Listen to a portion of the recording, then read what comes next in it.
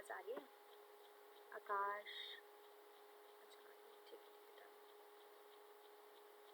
Okay, सो हमारा question था right specific hemiplegia. आप लोगों ने सबने G981.11 कोड किया, वेरी गुड। क्योंकि अगर हम देखें जो राइट है, राइट को हम by default dominant he consider करते हैं, तो G81.11। नेक्स्ट क्वेश्चन हमने देखा था that is left side hemiplegia. Left side hemiplegia. अब यहाँ पे भी मेंशन नहीं है कि भाई पेशेंट राइट हैंडेड है या लेफ्ट हैंडेड है, तो जब मेंशन नहीं होता लेफ्ट साइड को हम क्या कंसीडर करते हैं? नॉन डोमिनेंट कंसीडर करते हैं। लेफ्ट साइड को नॉन डोमिनेंट कंसीडर किया जाता है। तो इस केस में हमने जो कोड लिया है G81.92, ये गलत है। क्यों गलत है? क्योंकि 92 में देखो क्या लिखा है, 92 में लिखा है लेफ्ट डोमिनेंट साइड। ये रहा G81.92 लिया आपने, ये क्या है? Left dominant side, which is incorrect. क्यों? क्योंकि हमारे केस में जब मेंशन नहीं होता कि भाई लेफ्ट साइड डोमिनेंट है या नॉन डोमिनेंट है, तो बाय डिफ़ॉल्ट हम राइट को तो डोमिनेंट कंसीडर करते हैं, जो कि आप लोगों ने किया, वेरी गुड। बट लेफ्ट को नॉन डोमिनेंट कंसीडर करा जाता है। क्लियर है ये चीज़? तो इस केस में जो आंसर होना चाहिए था that should be G81.94 instead of the 92। Clear है?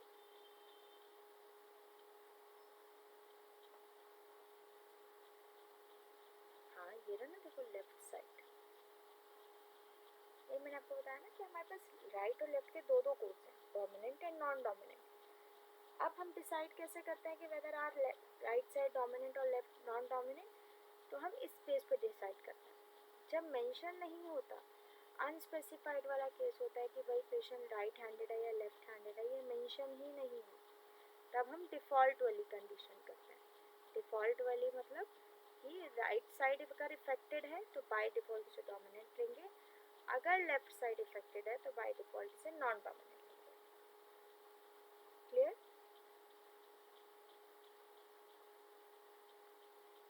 एक क्वेश्चन भेजिए, क्वेश्चन करते हैं।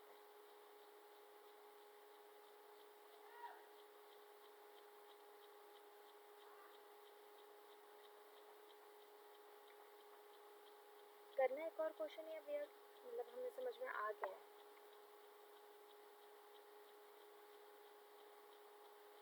अच्छा ठीक है, भेज रहा हूँ।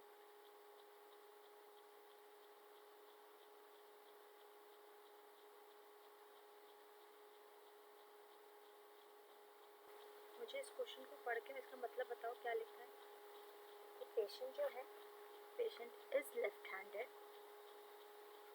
ठीक है, और उसको कंडीशन कहाँ पे है?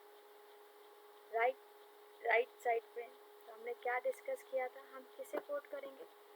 जोन सा एरिया अफेक्ट होगा। आपने देखो क्या कोड लगाया, G81.12। यह क्या बोल रहे हैं? Hemiplegia affecting left dominant side. क्या पेशेंट के लेफ्ट साइड पे हेमिप्लेजिया है, राइट साइड पे?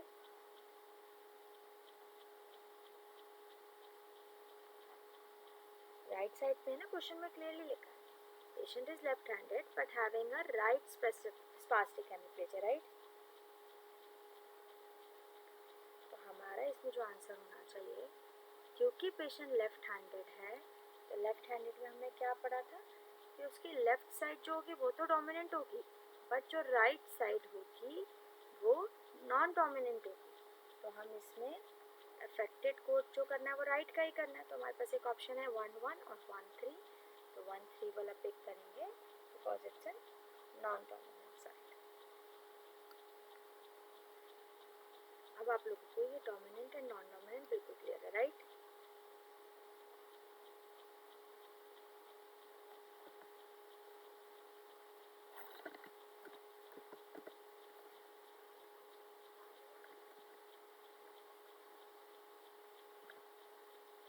चलो फटाफट 6 का ए वाला पार्ट पढ़ो। 6 का ए, सब कुछ सेम ही गाइडलाइन है, ठीक है। पढ़ लिया 6 की गाइडलाइन।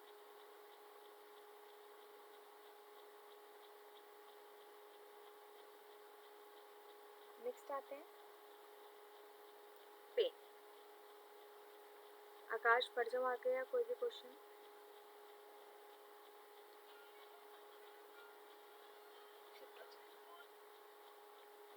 पेन से शुरू करते हैं।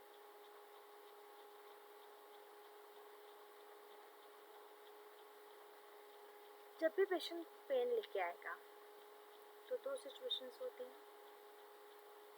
या तो कोई पेशेंट डिसीज़ की वजह से पेन को लेके आया, तो उसे भाई डिसीज़ है, डिसीज़ की वजह से पेन है। और आज पेशेंट जो आया है वो डिसीज़ मैनेजमेंट के लिए आया है, यानी कि कंडीशन को ट्रीट कराने आया है। या फिर पेशेंट को डिसीज़ की वजह से पेन है, लेकिन आज पेशेंट पेन को ही ट्रीट कराने आया। वो कह रहा है कि भाई मैं ना कंडीशन को ठीक नहीं करा सकता, तो कोई भी रीज़न। तो जब भी ऐसा होता है कि जब पेशेंट पेन मैनेजमेंट कराने आता है, हम पेन का कोड सिर्फ तभी करते हैं तभी आपका पेन का कोड जाएगा। और डिसीज़ का जो भी जिसकी भी वजह से डिसीज़ है, जिस वजह से पेन हो रहा है, वो सेकेंड नंबर पे जाएगा। अगर पेशेंट को डिसीज़ की वजह से पेन हो रहा है और पेशेंट डिसीज़ मैनेजमेंट के लिए आया है, डिसीज़ को ट्रीट कराने आया है, तो आप सिर्फ डिसीज़ का कोड लगाओगे, पेन कोड नहीं करोगे, क्योंकि वो उसका सिम्टम हो जाएगा। तो साइन एंड सिम्टम हम सेपरेटली कोड नहीं करते। इस केस में हम क्यों कर रहे हैं? इस केस में इसलिए कर रहे हैं क्योंकि पेशेंट ने क्लियरली बोल दिया कि I don't want the disease management, I want the pain management. मुझे उसे स्टेरॉइड के इंजेक्शन चाहिए, न्यूरोस्टिमुलेटर लगवाने आया है। ये सारे ऐसे होते हैं जिसमें पेशेंट का सिर्फ पेन मैनेज करना होता है, पेन ट्रीटमेंट होता है, डिसीज ट्रीटमेंट नहीं होता। अब इनके एक बार कोड देख लेते हैं। जो पेन की कैटेगरी है हमारी क्रॉनिक पेन या नर्व पेन, जिसमें हमारी जो कैटेगरी है वो G89 की है।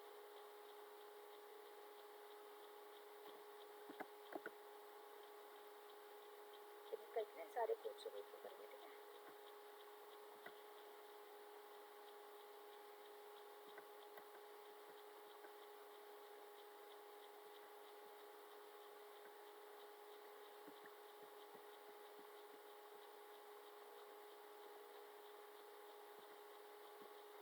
ये भी हमारी G89 की कैटेगरी।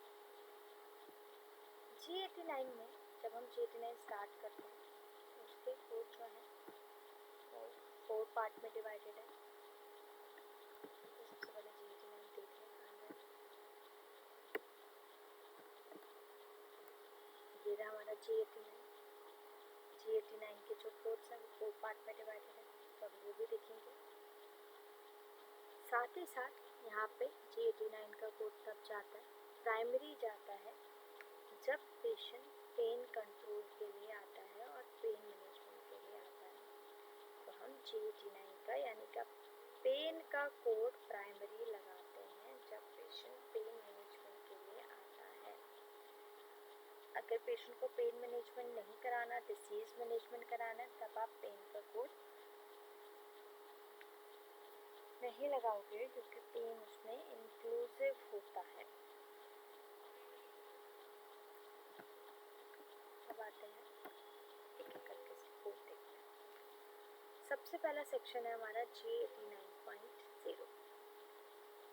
G89.0 हम तब लगाते हैं जब पेशेंट को central pain syndrome, central pain syndrome जब सेंट्रल नर्वस सिस्टम में सेंट्रल नर्वस सिस्टम का पेन हो, माइलोपैथी पेन हो, उसको हम सेंट्रल पेन सिंड्रोम कहते हैं। सेंट्रल पेन सिंड्रोम एक सेंट्रल नर्वस सिस्टम की कंडीशन होती है, ठीक है। कंडीशन बोलो तो डिसीज होती है उसकी, क्या बोलते हैं इसको, सेंट्रल नर्वस सिस्टम। तो इसको जिसको एक सेंट्रल न्यूरोपैथिक पेन भी बोला जाता है। ये कंडीशन है जिसमें ना काफ़ी ज़्यादा न्यूरोपैथिक पेन होता है। Neuropathic pain means neurological pain, nervous system का पेन होता है और सेंसिटाइजेशन होती है, सुन सा पड़ जाता है। This is the central pain syndrome. Next category है G89.1 which is acute pain. इस पर हम बाद में दोबारा आएंगे। G89.2 क्रॉनिक पेन, इसको भी बाद में देखेंगे। G89.3 when the pain is due to the cancer, neuroplasm related pen है। आज पेशेंट पेन मैनेजमेंट के लिए आया है, तो G89.3। G89.4 chronic pain syndrome. Chronic pain syndrome और सेंट्रल पेन सिंड्रोम डिफरेंट होते हैं। क्रॉनिक पेन सिंड्रोम जब मल्टीपल पेशेंट को क्रॉनिक पेन होता है, यानी कि ऐसा जो लंबे टाइम से पेशेंट को पेन चल रहा है, उसके मल्टीपल लोकेशन पे है, उसकी वजह से पेशेंट को फंक्शनल डिसेबिलिटीज़ होने लग गई हैं, डेली एक्टिविटीज़ नहीं कर पा रहा, उसको हम बोलेंगे क्रॉनिक पेन सिंड्रोम, जो काफ़ी कॉम्प्लेक्स कंडीशन होती है क्योंकि इसमें मल्टीपल ऑर्गन्स भी इंक्लूड हो जाते हैं और मल्टीपल फंक्शनल इम्पेयरमेंट भी होती है। तो this is chronic pain syndrome. तो chronic pain syndrome and central pain syndrome different होता है। अब आते हैं वापस अपने कोड G89.1 और G89.2। Acute pain and chronic pain. Acute and chronic जो हमने वर्ड से अभी तक समझा था, एक्यूट का मतलब होता है कोई भी ऐसी कंडीशन जो करंट में, दैट इज एक्यूट, या ऐसी कंडीशन जो एक पर्टिकुलर टाइम फ्रेम के बाद ठीक हो जाएगी, दैट इज एक्यूट। नेक्स्ट है हमारा क्रॉनिक पेन। क्रॉनिक पेन का मतलब होता है कोई ऐसी कंडीशन जो या तो लंबे समय से चल रही है पेशेंट को लंबे टाइम से है, या फिर लंबे समय तक रहेगी, उसको हम क्रॉनिक बोलते हैं। क्रॉनिक के लिए आईसीडी में हमारे पास कोई भी टाइम फ्रेम नहीं है। टाइम फ्रेम मेरा देखो लिखा है यहाँ पे, there is no time frame. तो हम अगर टाइम फ्रेम नहीं है तो हम कैसे डिसाइड करेंगे कि भाई पेशेंट को 3 महीने वाला पेन क्रॉनिक लेना है या 4 महीने वाला? हम डिसाइड करेंगे प्रोवाइडर की डायग्नोस्टिक स्टेटमेंट। अगर प्रोवाइडर ने लिखा है क्रॉनिक, तभी हम क्रॉनिक कोड करते हैं। अदरवाइज अगर डॉक्टर ने क्रॉनिक नहीं लिखा तो हम उसे एक्यूट ही लेंगे या अनस्पेसिफाइड लेंगे, क्रॉनिक नहीं लेंगे। किसी भी कंडीशन को क्रॉनिक कंसीडर करने के लिए आपके डॉक्यूमेंटेशन में मेंशन होना चाहिए कि भाई ये कंडीशन क्रॉनिक इन नेचर है, तभी आप लोगे। अदरवाइज आईसीडी में हम बेस्ड ऑन टाइम डिसाइड करने के लिए अलाउ नहीं है, based on the ICD guideline. हमें जो डिसाइड करना है, हमें डिसाइड करना है based on the provider diagnostic statement, जो हमें डॉक्टर ने बोला। अगर हमें डॉक्टर ने बोला क्रॉनिक, तभी हम क्रॉनिक लेंगे। अगर हमें डॉक्टर ने क्रॉनिक नहीं बोला तो हम उसे क्रॉनिक कंसीडर नहीं करते हैं। अब आते हैं इनके कोड्स पे। सबसे पहला कोड है हमारा G89.11, that is acute pain due to trauma. एक सेकंड रुकना, मैं एक प्रेजेंटेशन खोलूँ जो मैंने काफ़ी अच्छे से बनाई हुई है, उससे गो थ्रू करेंगे इसमें, ठीक है। वहाँ पर मैंने सारी गाइडलाइन लिखी हुई हैं ताकि आपको एक बार में दिख जाए।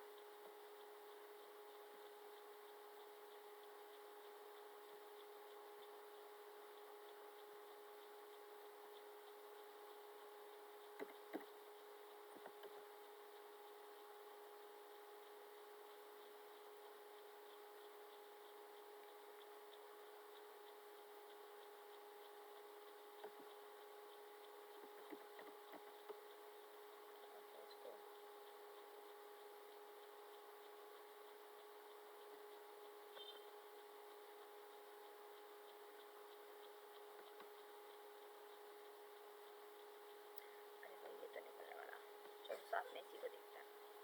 तो सबसे पहला हमारा कोड है G89.11 में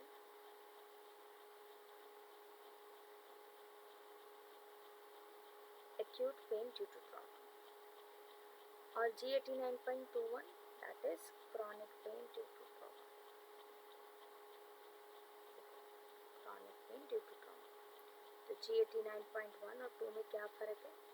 सिर्फ इतना फ़र्क है कि ये acute pain due to trauma है और ये chronic pain due to trauma है। तो जब भी ऐसा होता है कि पेशेंट को acute pain due to trauma होता है या chronic pain due to trauma होता है, तो उसमें हम G89.21 या 11 का कोड लगाते हैं। और G89.11 एंड 21 आपके प्राइमरी जाएंगे, ये आपके प्राइमरी जाएंगे। एंड जो लोकेशन है जहाँ का भी पेन हो रहा है, जैसे सपोज पेन हो रहा है एट द नी लेवल, तो जो लोकेशन है नी पेन वो आप सेकेंड नंबर पे कोड करोगे।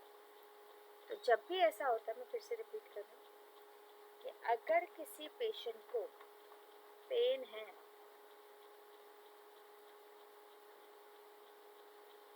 Due to trauma, trauma means चोट लगने की वजह से पेन है, तो प्राइमरी कोड जो होगा वो आपका G89.11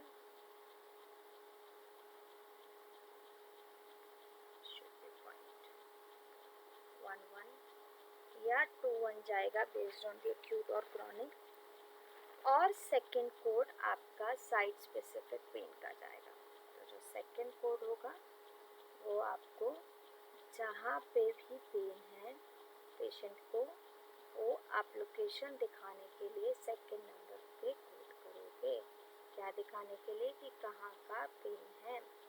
तो जब भी ऐसा होता है पेन ड्यू टू ट्रॉमा होता है, तो एक्यूट और क्रॉनिक के बेस पे आप डिटरमाइन करते हो 21 और 11, और ये दोनों कोड 11 और 21 प्राइमरी जाते हैं।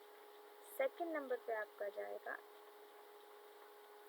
स्पेसिफिक लोकेशन स्पेसिफिक पेन, कि पेशेंट को कहाँ पे पेन है।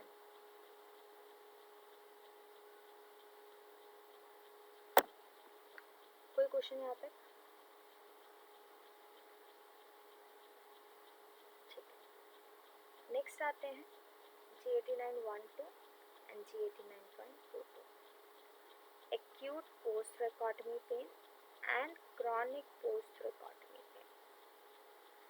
पोस्ट थ्रैकोटमी यानी कि जब भी थोरैसिक कैविटी में ऑटमी करी गई है, ऑटमी बोले तो ओपन इंसिजन लगाया गया है, तो उसको हम बोलेंगे post thoracotomy pen. Thoracic cavity में इंसिजन लगाया, ऑटमी का मतलब होता है जहाँ पे जिस भी वर्ड के पीछे ऑटमी आ जाए, इसका सिंपल सा मतलब होता है इंसिजन।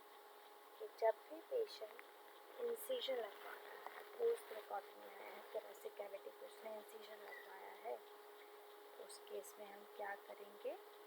हम G89.12 या G89.22 का कोड करेंगे। अब इस कोड में आपको दिख रहा होगा लोकेशन तो भाई ऑलरेडी मेंशन है, थोरैको है तो थोरैसिक कैविटी पे होगा, थोरैकोटमी लेग पे तो नहीं हो सकता या हैंड पे तो नहीं हो सकता, तो थोरैकोटमी तो सिर्फ थोरैसिक कैविटी पे होगी। तो इस कोड में लोकेशन ऑलरेडी गिवन है, तो इस केस में जिसमें लोकेशन ऑलरेडी गिवन होती है, तो उसमें तो हमें सेपरेटली लोकेशन देने की ज़रूरत नहीं है, क्योंकि लोकेशन तो गिवन है भैया जी। तो अगर यहाँ पे लोकेशन ऑलरेडी है, तो हम क्या करेंगे? सिर्फ और सिर्फ G89.12 या G89.22 ही कोड करेंगे based on the acute pain है या फिर क्रॉनिक पेन। नेक्स्ट आते हैं G89.18, that is other acute post procedural pain, and G89.28, other chronic post procedural pain। अब कोई भी चीज़ पोस्ट प्रोसीजरल होगी, तो हमने पहले डिस्कस किया हुआ है कि अगर आफ्टर द प्रोसीजर पेशेंट को कोई भी चीज़ होती है, तो उसमें हम क्या कोड करते हैं? कॉम्प्लिकेशन। पढ़ा था हमने कि अगर आफ्टर द प्रोसीजर पेशेंट को कोई भी कंडीशन होती है, तो उसमें हम जो कोड करते हैं वो पोस्ट प्रोसीजरल कंडीशन को कोड करते हैं। पोस्ट प्रोसीजरल कॉम्प्लिकेशन को कोड करते हैं।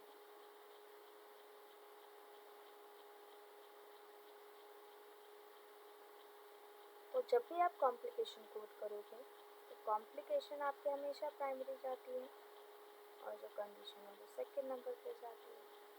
तो अगर कोई पेशेंट है जैसे क्रॉनिक पोस्ट प्रोसीजरल पेन है या एक्यूट पोस्ट प्रोसीजरल पेन है, तो आप पहले कॉम्प्लिकेशन कोड करोगे, देन G89.28 या फिर 18 कोड करोगे based on the location, based on the chronic और एक्यूट।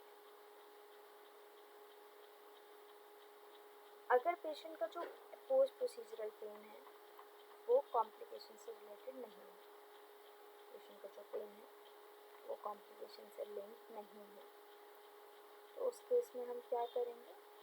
उस केस में हम सिंपल G89.18 और 28 कोड कर देंगे, हमें पोस्ट प्रोसीजरल से कुछ भी नहीं देना नहीं है।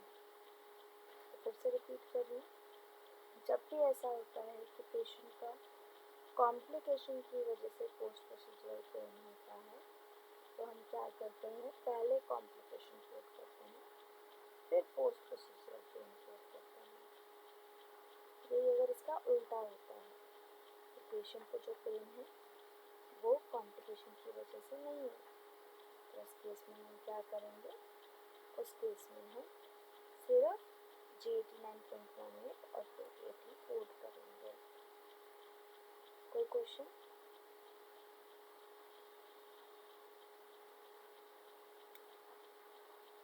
आकाश, कोई डाउट?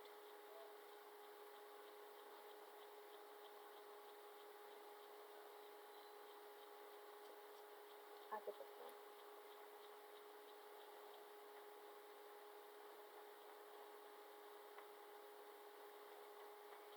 नेक्स्ट है हमारा other chronic post procedural pain, जो कि हमारे एक्यूट में ऑप्शन नहीं है, ठीक है।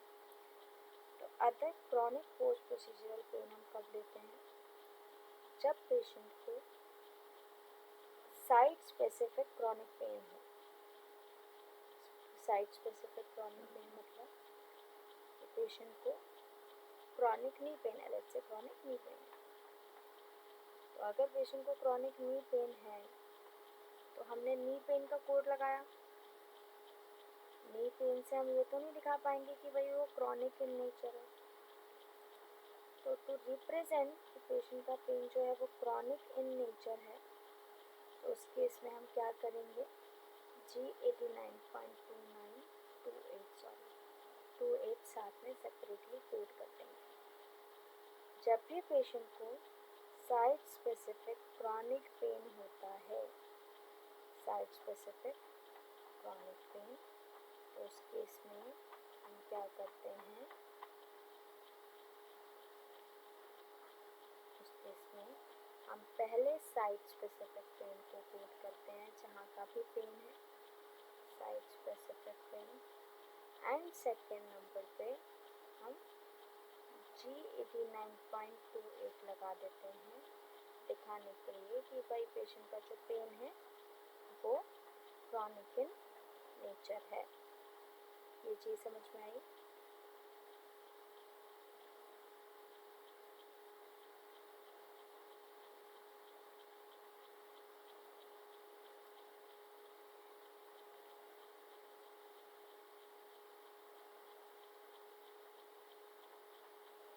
आकाश, क्लियर है आपको?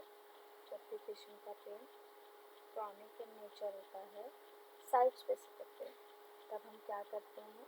पहले साइट स्पेसिफिक पेन को कोड करते हैं, फिर क्रॉनिक को कोड करते हैं।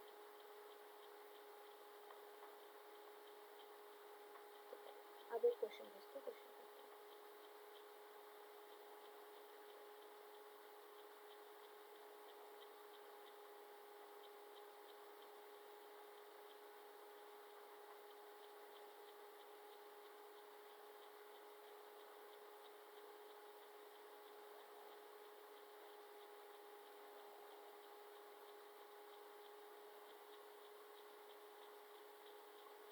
ठीक है, आप लोगों ने क्वेश्चन बिल्कुल ठीक किया, दोनों मेरी बात कर रही हूँ, तो आप लोगों ने क्वेश्चन बुक को ठीक किया, याद रखना है G8911 is always be a primary right date and G89.28 अगर आप कर रहे हो, 29 अगर आप कोड यूज़ कर रहे हो तो हमारा अदर क्रॉनिक पेन का कोड है ये। अदर क्रॉनिक वाला जो पेन होता है ये साइड स्पेसिफिक पेन के साथ जाता है और ये हम सेकेंडरी लगा सकते हैं, इसको प्राइमरी लगाने की ज़रूरत नहीं है। साइड स्पेसिफिक पेन हमारा प्राइमरी जाता है, G89.29 हमारा सेकेंड नंबर पर जाता है। अब फटाफट गाइडलाइंस रीड करते हैं।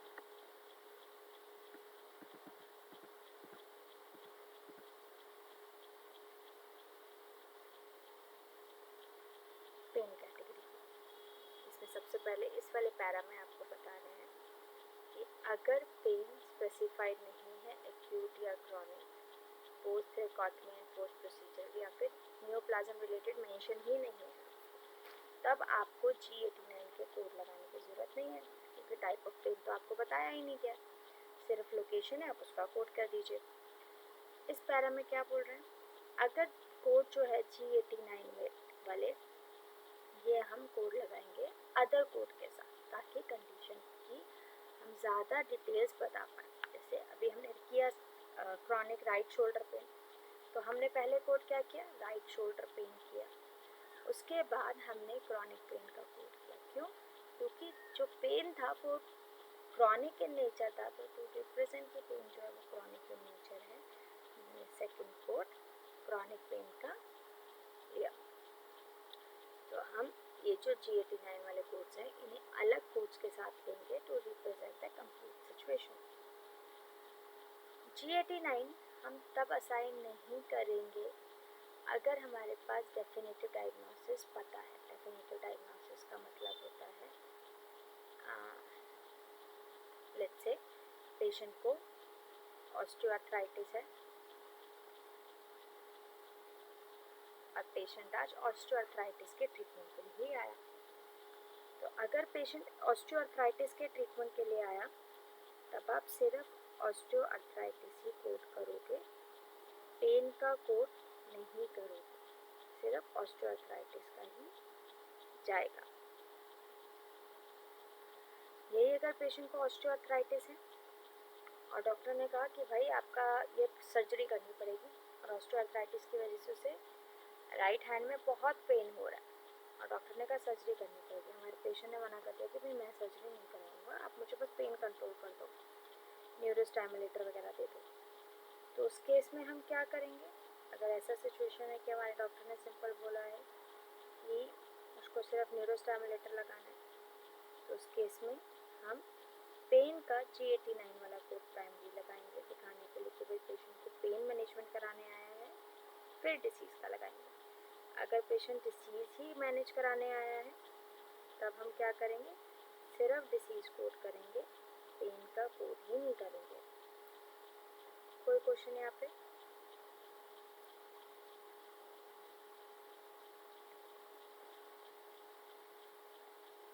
ठीक है जी, एक बार इस पैरा को फटाफट रीड करो।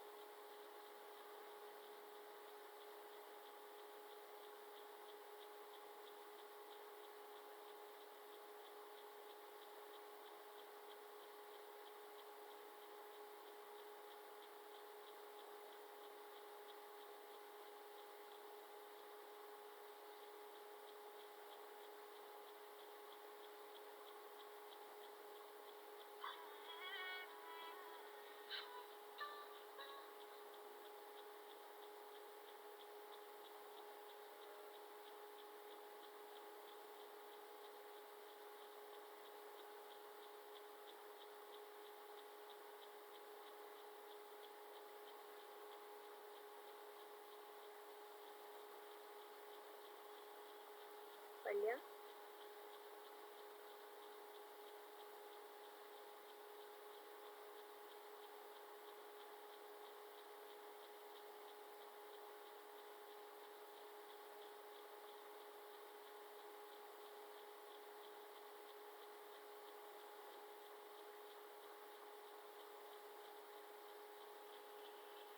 कोई क्वेश्चन?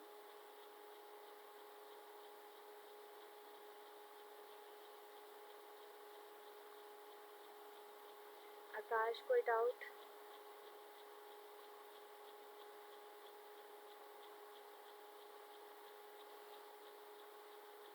ठीक है, आगे बढ़ रहे हैं। नेक्स्ट है G89 एज एन प्रिंसिपल। कब जाएगी प्रिंसिपल डायग्नोसिस? अभी थोड़ी देर पहले बताया था, जब पेशेंट पेन मैनेजमेंट के लिए आएगा या फिर न्यूरोस्टिमुलेटर भी पेन कंट्रोल के लिए ही होता है। जब पेशेंट पेन मैनेजमेंट के लिए आता है तब हम पेन G89 का कोड पहले लगाते हैं और डिसीज का कोड सेकेंड नंबर पर लगाते हैं। फटाफट ए का फर्स्ट पॉइंट और सेकेंड पॉइंट रीड करो वर्ड टू वर्ड।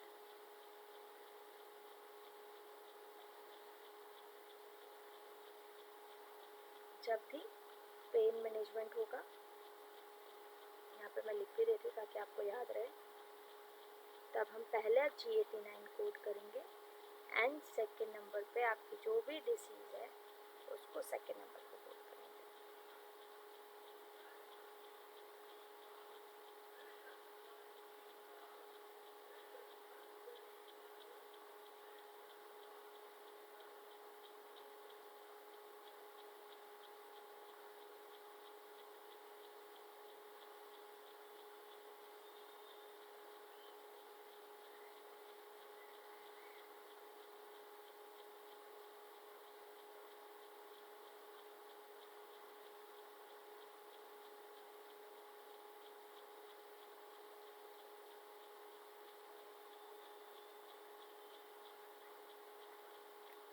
पढ़ लिया आपने?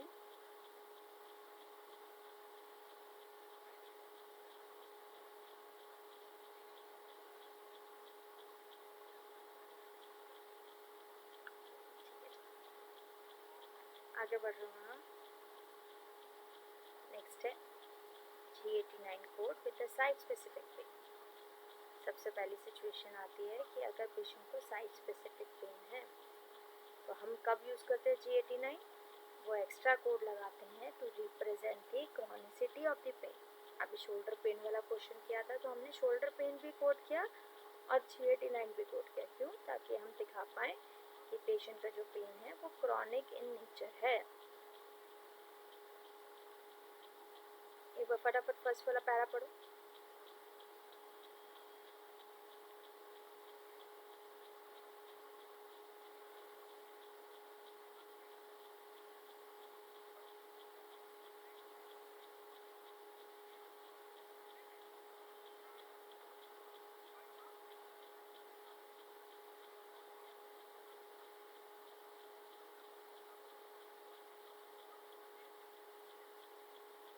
पढ़ लिया?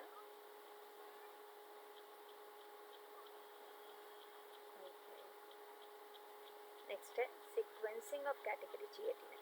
सीक्वेंसिंग हम पहले ही डिस्कस कर चुके हैं कि G89 1 आपका ऑलवेज प्राइमरी रहेगा, फिर उसके बाद लोकेशन रहेगी। साइट स्पेसिफिक है तो आपका पहले साइट स्पेसिफिक जाएगा, फिर G89 जाएगा। अगर पोस्ट रिकॉर्ड में है तो उसमें पेन का नहीं जाएगा, मतलब स्पेसिफिक साइट का कोड नहीं जाएगा क्योंकि उसमें इंक्लूडेड है। और अगर पोस्ट ऑपरेटिव है, पोस्ट प्रोसीजरल है, तो हमें देखना है कि whether it is related to the complication और not. If it is related to the complication, we have to keep complication at the primary position. If it is not related to the complication, then we have to code it G89 वाला code। over third, second और third जल्दी जल्दी read करना। हाँ,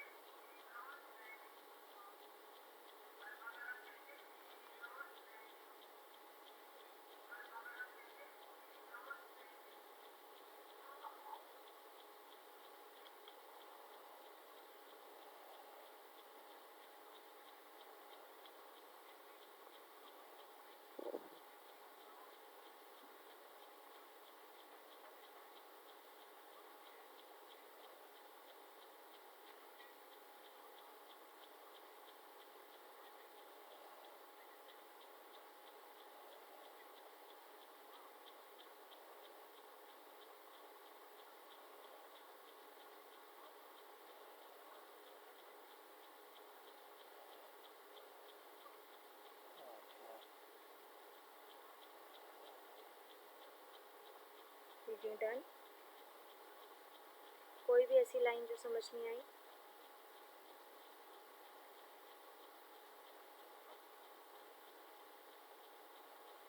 ठीक है, यहाँ पे देखो एक पॉइंट लिखा हुआ है, अगर पोस्ट रिकॉर्डिक पेन है या कोई अदर पोस्ट ऑपरेटिव पेन और आपके डॉक्यूमेंट में एक्यूट और क्रॉनिक मेंशन नहीं लिखा तो बाय डिफ़ॉल्ट आप एक्यूट लोगे, ठीक है।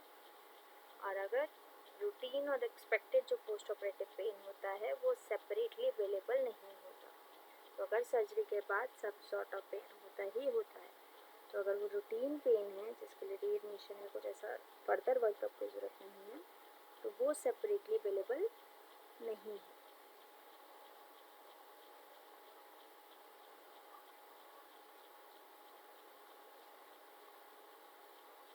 देन आते हैं complication pen associated with post operative complication. तो याद रखना कॉम्प्लिकेशन हमेशा प्राइमरी रहेगी, तो चैप्टर 19 वाला जो टी वाला कोड है वो आपका प्राइमरी रहेगा, देन आपका GAT9। क्रॉनिक पेन में हमने क्या पढ़ा था? क्रॉनिक में हमने पढ़ा था कि कोई भी टाइम फ्रेम नहीं है कि क्रॉनिक कब करना है, कब करेंगे हम? प्रोवाइडर की डायग्नोस्टिक स्टेटमेंट पे। डॉक्टर ने अगर हमें बोला है कि पेन क्रॉनिक के नेचर है तब भी क्रॉनिक पेन कोड होगा, अदरवाइज नहीं होगा। देन आते हैं neoplasm related pen. Neoplasm related pen जो होता है जब पेशेंट को कैंसर की वजह से पेन हो रहा है, that is neoplasm related pen. तो इसमें हमारी जो सिक्वेंसिंग होगी वो रहेगी कि किस चीज़ के लिए पेशेंट आया। अगर पेशेंट आया है पेन कंट्रोल के लिए तब आप पेन का कोड पहले लगाओगे और नियोप्लाज्म सेकेंड नंबर पे लगाओगे। अगर पेशेंट आया है मैनेजमेंट ऑफ कैंसर तब आपका कैंसर का कोड पहले जाएगा, GAT9 सेकेंड नंबर पे जाएगा। चैप्टर 2 का जब हमने नियोप्लाज्म वाला पढ़ा था उसमें हमने क्लियरली पढ़ा था कि code will be based on the reason of encounter and treatment. Same way have to follow here because it is related to the cancer. And at the end, it's chronic pain syndrome where they are telling that chronic pain syndrome and the central pain syndrome are two different conditions. तो इसलिए हमें दो different code लेने हैं based on the documentation। तो फटाफट 4th, 5th और 6th read करो।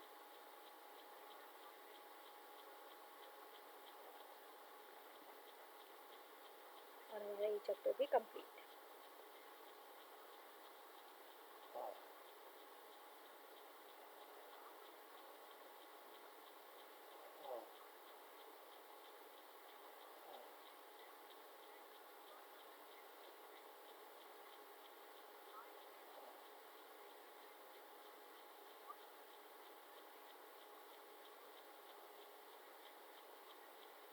Reading done.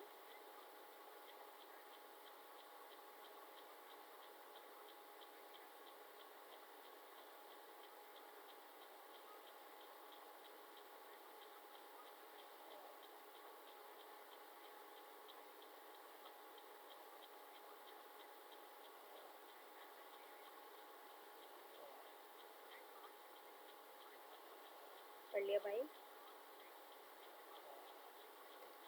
कोई क्वेश्चन, कोई भी डाउट, कोई ऐसी लाइन जो समझ नहीं आई?